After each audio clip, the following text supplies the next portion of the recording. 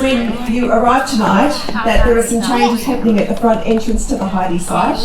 Hopefully the next time that you visit you may see the completion of this project, which will include the launch of a new Wurundjeri language name for Heide, as well as the it's great, we're looking forward to it, as well as the installation of a major work of sculpture by Barkindji artist Kate Morris. It's called Unvanished. It's not far away. We are delighted to be opening 3 exhibitions this evening. Isabella Pluter's site-responsive project Lumina in Heide Modern explores the intersection of photography with concepts of time, memory, notions of impermanence and questions of place. To create her installation over the course of a year and aligned with each change of season, Isabella worked in situ within Heide Modern, exposing lengths of photographic paper to the changing natural light, using the modernist building as a type of camera and collaborator. Other similarly unconventional approaches to recording and spatial intervention unfold throughout the building, engaging the senses and drawing our eye to things often unseen. Isabella presents these experiments alongside photographs and a video of her childhood home in Warsaw, Poland, the interior of which was gutted and stripped back by its current owner, with tree stumps marking the places where conifer trees once flourished. These images forensically map out this personally significant place that still holds the patina of her family's presence. We extend our appreciation to Isabella Pluter for developing such a rigorous, imaginative and thought-provoking exhibition in dialogue with Heide's senior curator Lesley. And a special thanks to Sally Cuthbert from Gallery Sally Dan Cuthbert, say that fast, the School of Art and Design at the University of New South Wales and the Powerhouse Museum. And please stay tuned for a publication on the project which we're producing in partnership with Perimeter Editions, and it will launch at Heide later this year. In the Alban and Barbara Tucker Gallery, we present Albert Tucker's Spirit Worlds and Dreamscapes, guest curated by British art historian and writer Simon Grant. And it's the first exhibition to explore the artist's lifelong connection to spiritualism, the supernatural, ghosts and the occult. Although many of us are familiar with Tucker's work, you may not be aware that during his life he had several paranormal experiences which gave rise to his profound faith in forces beyond the rational and visible, and in the agency of these unseen forces to help better understand and feel the living world. Tucker found kindred spirits in his first wife Joy Hester, who had powerful psychic tendencies of her own, and his second wife Barbara Wilcock, both of whom played an important role in nourishing and supporting his relationship to the spiritual and how it influenced his creative practice over many years. I'd like to thank Simon Grant for his initiative. It was a pleasure working with him on the project, as well as Darren Jones and Caitlin Graham-Jones for their continued friendship and support of Heide. So tonight it is my honour to introduce our headline exhibition, Blak In-Justice, Incarceration to Resilience, presented in partnership with The Torch, and guest curated by their creative director and artist, Kate Morris. Blak In-Justice shines a light on both the systemic injustices faced by First Nations people and the remarkable resilience that has emerged through art and culture. Importantly, while the exhibition confronts uncomfortable truths, it also offers hope.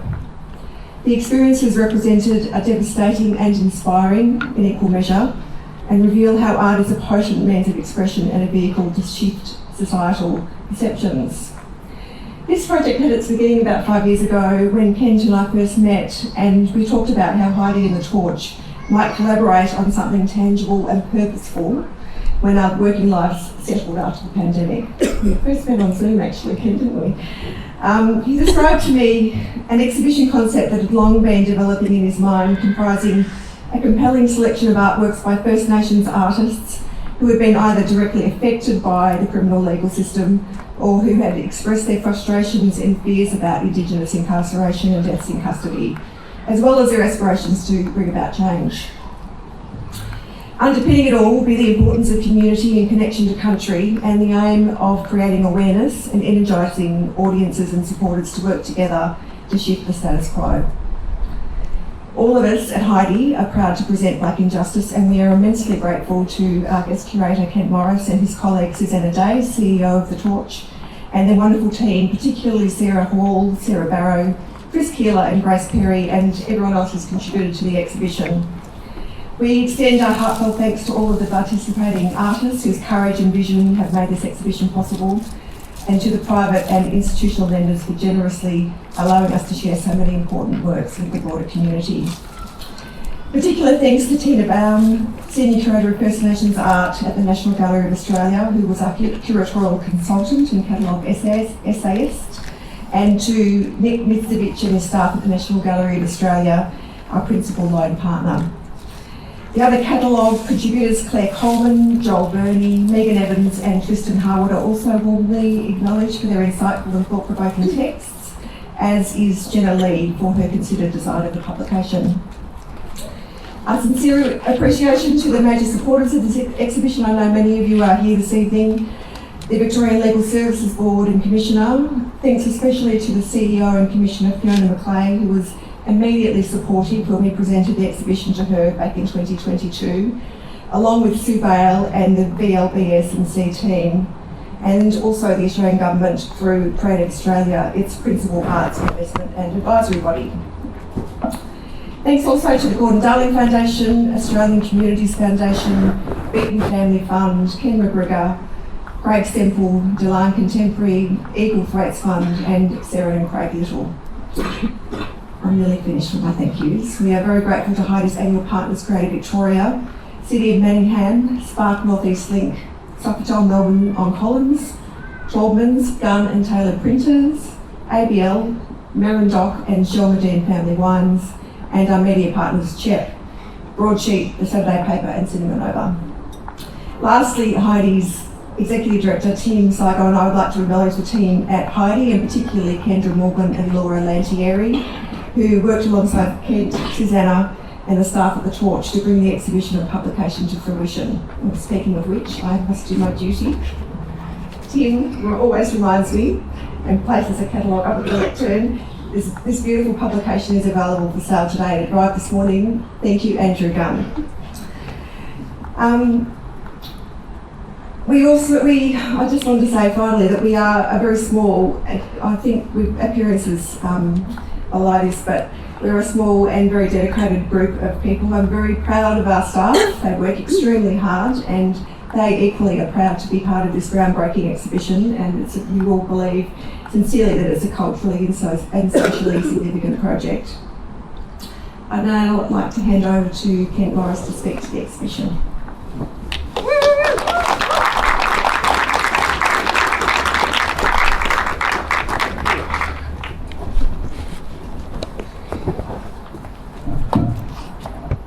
Thanks, Lesley.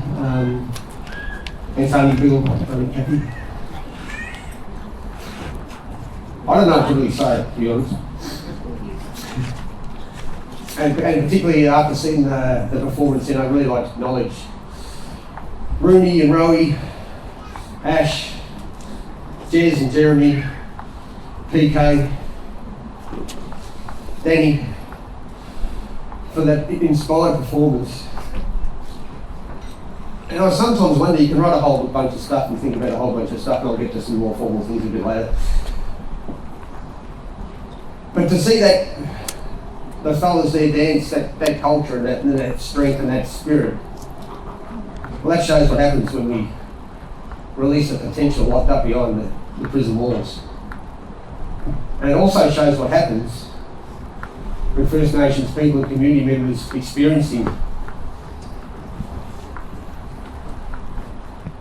incarceration and the racial profiling and discriminatory policing and sentencing are capable of, because those fellas and everybody else in the Torch program built that program.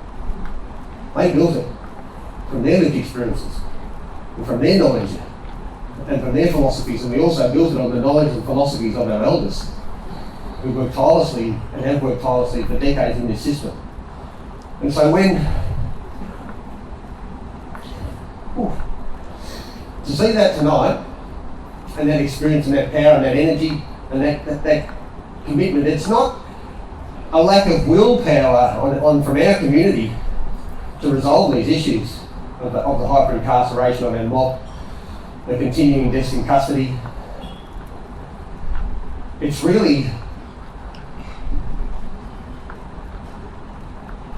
down to the broader community and at the national leadership level to say, let's invest heavily into programs built by these fellas, because they know what they're doing.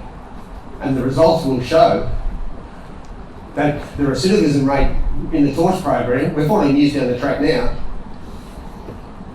around 800 or so mob in the program. There was about 60 way back in 2011 when I first went out to the prisons to ask mob, well, what do you think of program? I'm employed to build this program, but what do you reckon? What would work for you? What are the key aspects or areas? You're the experts, and I'm here to listen. And I'd already had enough experience in listening and learning from elders like Wurundjeri Welcome, Jim Berg, Gunnar Kuno Man, Lenny Trigoning, Bangarang Man, Uncle Sandy Atkinson, Yorta, Elder Aunty Pam Pedersen, as well as Aunty Zeta Thompson, Yorta Wurundjeri, and Barappa, Aunty Esther Kirby. I mean, there was a lot of knowledge around. There was knowledge in our community. There was knowledge in those experiencing incarceration and having to live day to day with the fear of death in custody. You'll see it working there by Steve Harrison. He's in solitary confinement. After was arrived at the slot, the fellow says, well, Steve, if you want to paint something. He says, I'll see what I can do. What does he paint? Well, he paints 440 black figures representing deaths in custody since the Royal Commission handed down its report. Now he's in custody and he's vulnerable and he's painting that. You can, I don't think, understand or imagine what that feels like. I can tell you what it feels like. I went to deliver the program at Fulham Prison one day. They have the fellas all wrap themselves around me, and I'm looking at them and saying, well, here's what's going on here. No one looks real happy, maybe we should go home. But what I didn't realise was my cousin had passed in custody the week before, and I didn't know. And so collectively we experience things that I don't think too many people experience them, but we experience it as a whole community. And so that's why this exhibition, I think, is so important, because the voices in there, they're all voices of lived experience. It's not just lived experience of incarceration. I'd say about 50% of the artists in there have experienced incarceration and are sharing their story of their journey through that.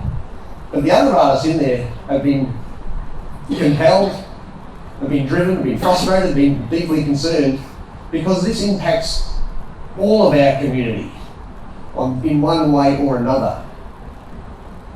There are many artist voices in this exhibition. You'll see quotes on the wall. When you buy this beautiful book, you'll see voices of all artists in this program expressing not only their concern and deep distress in many ways, but also how we have the answers and we have the solutions at hand. And our community has had that for quite a long time. There are a suite of works in here by Jimmy Pike, incarcerated through the 80s, learned to paint in Fremantle prison, connected to his art and culture. He understood the power of that, and it freed him. And not only freed him, it freed so many other community members, and his works ended up going around the world. He became one of the most revered national and international artists that we've seen. And so the blueprint's been there for a long time. And the blueprint for the Torch program, which many of you will know, I'm not going to go into great depth around this, but the Torch program works in all the prisons in Victoria and has done for 14 years. It provides art, cultural and arts industry support, and these were the foundation blocks that those in the program wanted. wanted to really learn about culture and country and knowledge and information that hadn't been handed down to them that they didn't have access to. I didn't want to be excluded from the community when they went back out. So they wanted to find a way to learn who they were and where they were from. They also said, we want to make some money. We need some moolah. How can we improve our circumstances? We come back in here, leave worse than we were when we came in. And every time that happens, it's just a downward slide. So how can we make some money? We've got skills, we've got abilities, our culture and our art is recognised and revered around the world. Yet we're in here and we feel excluded from that industry. We want to be part of it. So okay, well let's get to it. And so over the 14 years, this program's been built by those in it. It's been run in partnership with the Torch. The program runs in prison and runs in the community. It doesn't stop at the prison gates. It is the most unique program in this area in the country. Again, built by those in it, supported by a First Nations-led organisation. Designed, delivered, developed by the community. Gone are the days when it's me running around like a bush turkey with my head cut off to try and deliver the program. We've got 27 staff now. And of those staff, well, 60% of First Nations community members, half of those are from the program, come through the program and work at the Torch. They deliver the program back in, they work at the Torch, and they are the face of the organisation. They've created this organisation off their ambitions. So why on earth, this exhibition asks, why on earth cannot the country come together and build a sense of responsibility and leadership that says, we'll match your ambition. We'll come to the party and say, let's invest heavily in this program and other community-led initiatives that say, well, we're not going back to prison. And we know how to not go back. But there needs to be significant support invested so we can do that on a broader scale. I mean, we're always fighting an uphill battle. Mob not going back to prison. Fantastic, that was the idea. Well, more mob getting incarcerated. We're not seeing the incarceration rate go down, people. We're seeing it continue. And whilst we might have C. Harrison's work there with 440 people represented, the Rico Rennie work here made 2023. Well, he's very deliberately put the number from that period of time. 551. It's not that long ago. It wasn't made at the start of 2023. It's made something in the middle. We're not even in the middle of 2025. We're heading towards 600 First Nations deaths in custody. So we know what the problem and the issue is, and we have the solutions for it. And this exhibition will say, with the voices collectively gathered in a chorus, we'll say, fuck, we're not happy. Excuse my French. And we have been happy for a long time. You've got to remember, criminalisation of Aboriginal people came with the first fleet. And we've been criminalised since that day and driven off our country. And the impacts of a legal system that is so racially discriminatory and biased incarcerated our people from day one for no particular reason. And you weren't even allowed to provide evidence in your defence or in the defence of others, because apparently you weren't a religious person, you weren't Christian. Here we are, 65,000 years of one of the most spiritual and religious cultures on the planet, yet unable to speak in your own defence. And then after 100 years, when that eventually was repealed across many states, well, if you can't understand what's going on in English, well, that's just too bad for you. Languages in this country have existed 65,000 plus years. When an external system of religion, we won't call it justice, it's not justice, a legal system comes here and usurps a system that's been here for so long that, as Uncle Bill so generously expressed, is around caring for each other and country and community. What do we get instead? We get a system that says we won't treat you equally, we won't treat you in this legal system we've developed, which is justice is blind and we'll treat everyone fairly and with equity. Well, that just didn't happen, and it's still not happening. So, I've forgotten to say a whole bunch of things, but what I will say is I'm just incredibly grateful to Heide Museum of Modern Art, to all the staff here, Lesley, Harding, the board, everyone that supported this idea, because as soon as I let it out of my head and I saw the look on Lesley's face, I thought, oh geez, going to have to do this now.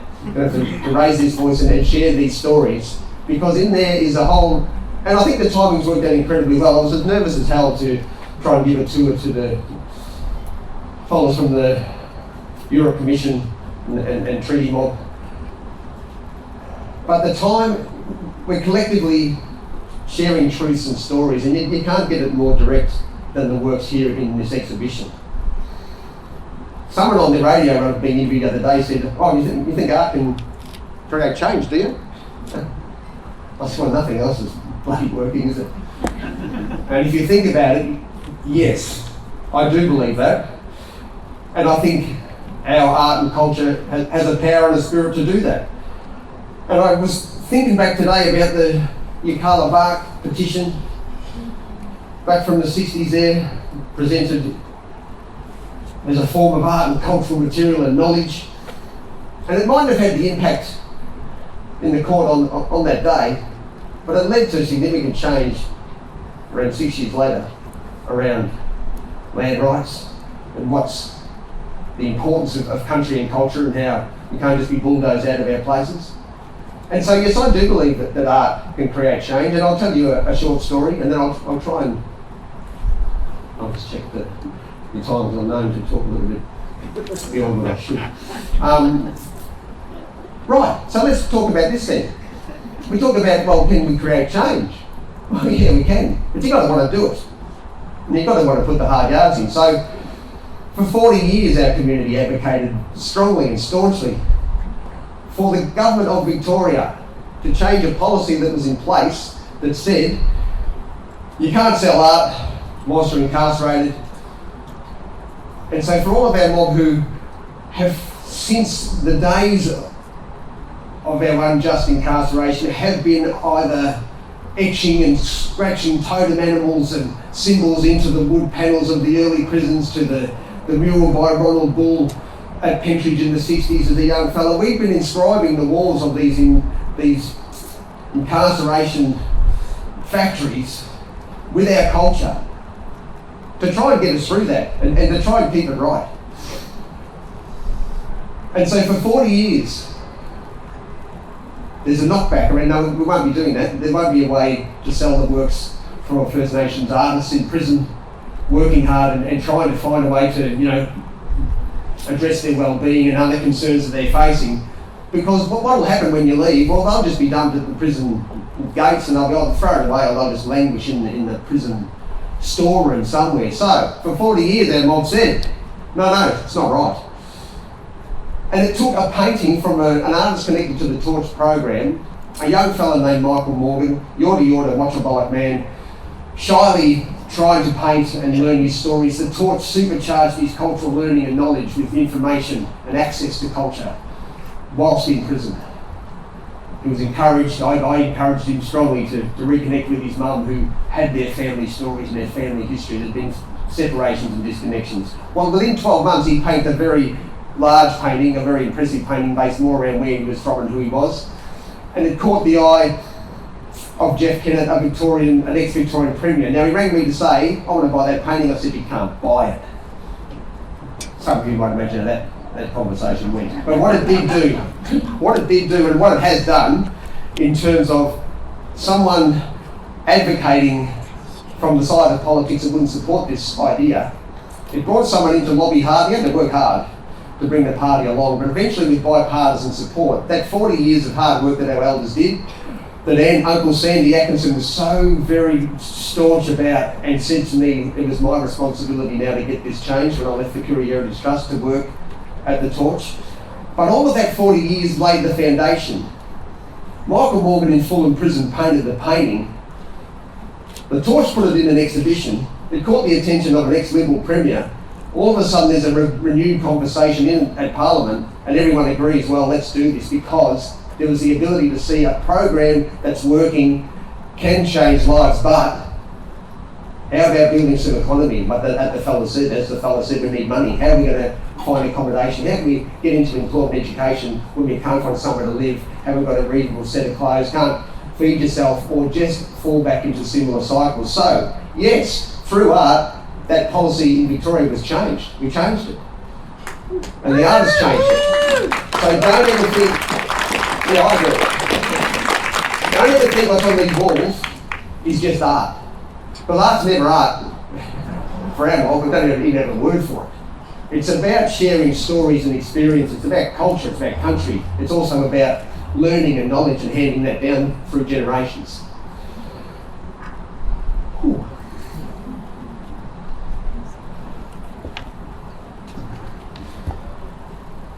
All right, well, I think I've gone through most of the things I really wanted to say, apart from all the thank you. So I'm going to thank everybody that supported this exhibition. I know Lesley's already done it, but thank you from the deepest place of my heart.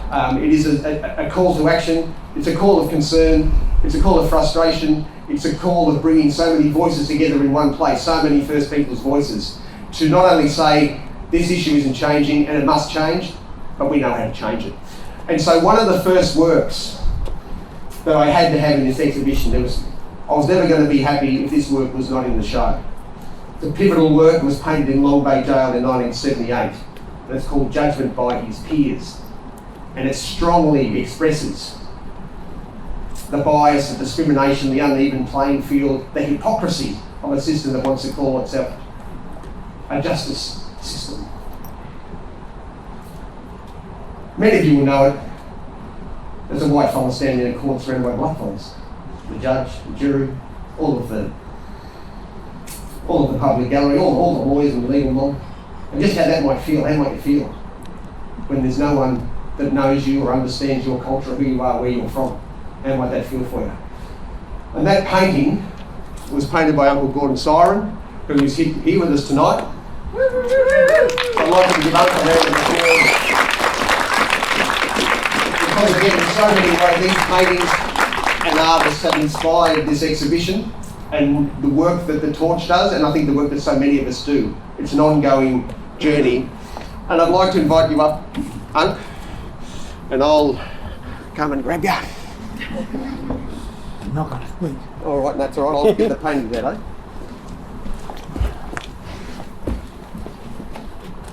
And Uncle Gordon's prepared some statements, again, in art. So I'm going to give you that sort of, and I'm going to come in here. And they never ask us for our land. Never ask us for a lot of things, and here's one of the key aspects. And that idea of even asking us for anything. What about our knowledges and philosophies and wisdoms and learnings and experiences? This is what we're working for, and this is where it started.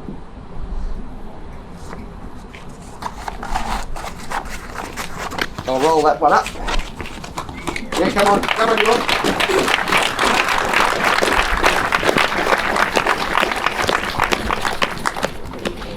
Okay.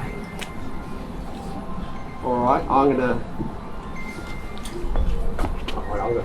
we'll do this.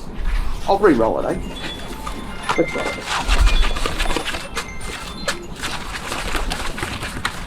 Okay. Let's go. The second one. Aboriginal people have not been protected as much as crocodiles.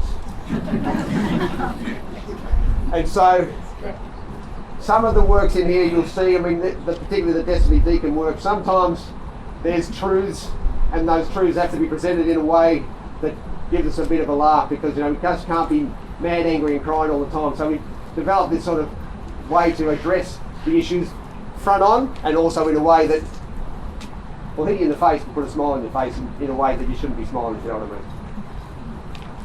Thank you.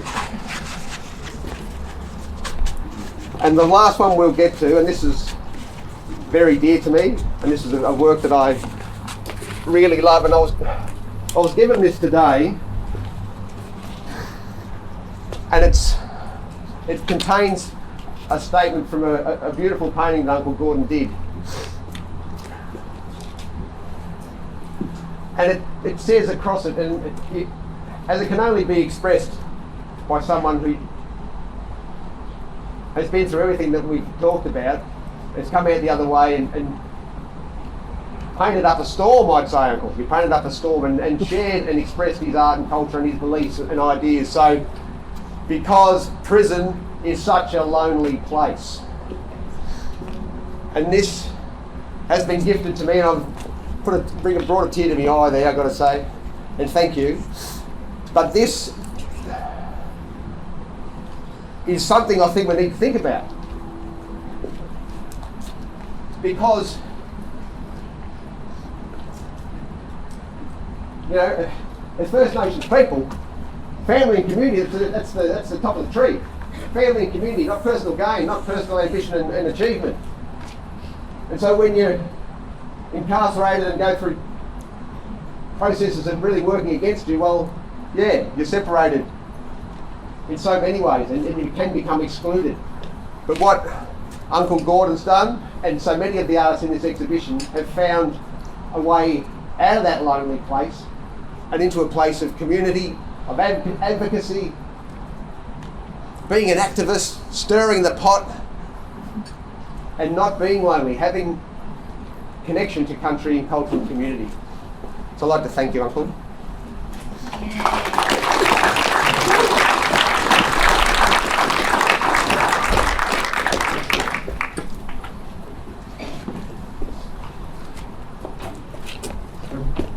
No. Come over here. Come over. Don't sit on the thing. Don't sit on the paintings. And look, it might be time. I know I really haven't said a lot of the stuff I probably should have. But I think I've covered most of it.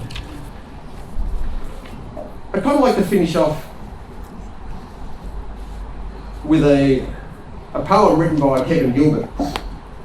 And Kevin Gilbert has works in the exhibition, and it's another powerful story of transformation and of circumstances, again, inflicted via the colonial project and the impacts on him and his family, and then where he ended up in prison. But again, he didn't want to accept that. And he thought, oh, well, there wasn't much of an education available to me, I'll educate myself. There's a powerful quote in there on the wall around having access to educational materials that he felt for the first time in a prison because of the limitations on education for Aboriginal kids and just the hugely racist and discriminatory environment for all growing up, particularly in regional areas, but in all areas. And he became our first printmaker, and he made those prints while he was in prison, and connection again to country and culture and stories. He became the most extraordinary playwright. The Cherry Pickers was the first Indigenous written and performed play. Also a poet, an activist and an advocate for human rights. So I'm just going to finish off with this poem, and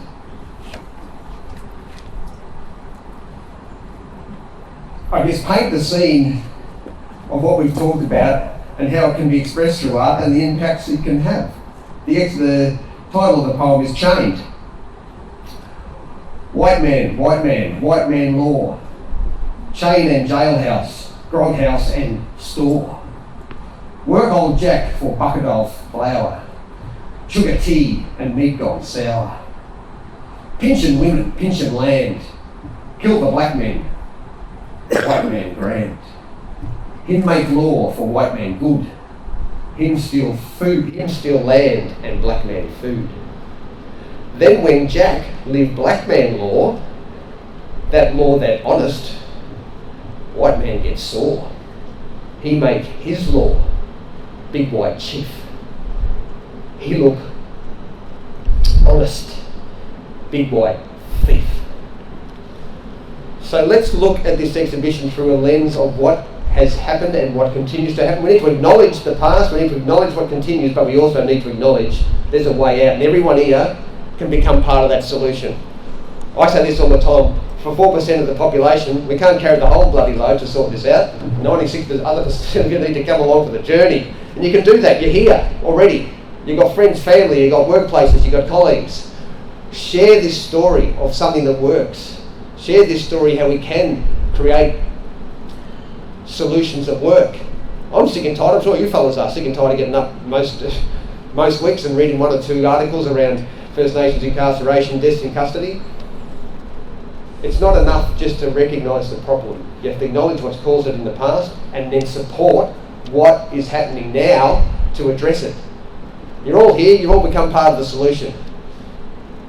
Go to the Torch website, buy artworks.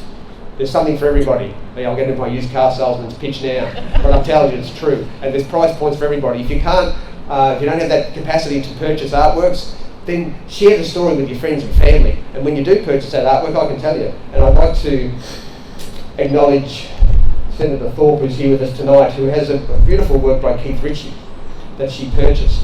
Now there's a work by Keith Ritchie that he created full in prison. He's hanging in the company of Albert Namatjira, Kevin Gilbert and Jimmy Pike. And it's a beautiful work, and please read the story of how he created it around his Gunai Kurnai culture and the designs and shapes and story that we're given access to through the Torch program. Come on board with us. Be a supporter. You're already here, you're most of the way there, and I know a lot of you are a lot more than most of the way there. And thank you again, but share this story. We can't do it on our own. We have to do it together. Right.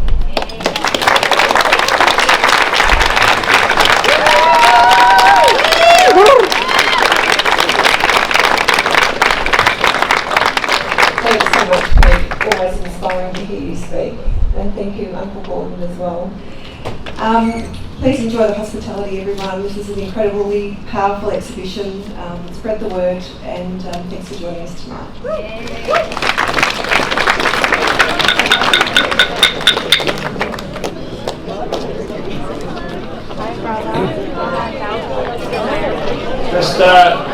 Just one last thing. If you haven't smoked yourself, I'll get the fire going again. Feel free to come and join me.